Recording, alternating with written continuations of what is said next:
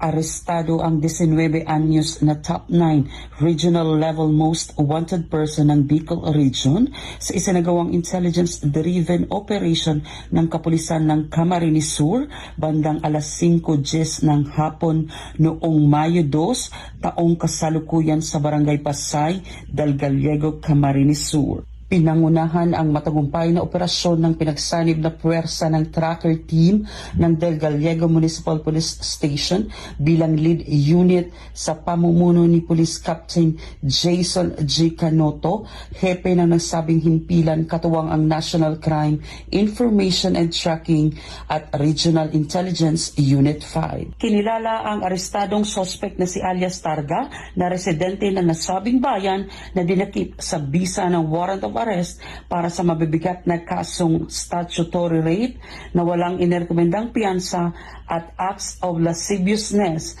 na may piyansang inerekomenda na 36,000 piso. Matapos maaresto, agad na dinala ang suspect sa Del Gallego Municipal Police Station para sa tamang disposisyon, dokumentasyon at turnover sa kaukulang hukuman. Upang matiyak na manatiling ligtas, maayos at mapayapa ang buong bayan. Hinihikayat din po namin ang publiko na patuloy na mag-isa at maging kabalikat ng kapulisan ng Del Gallego sa pagtataguyod ng isang mas maligtas at maunlad na komunidad. Mula rito sa Camarines Sur Police Provincial Office, ako si Police Staff Sergeant Gerald A. Corporal, nag-uulat para sa Police News Network at sa bagong PNP para sa bagong Pilipinas, serbisyong mabilis, tapat at nararamdaman.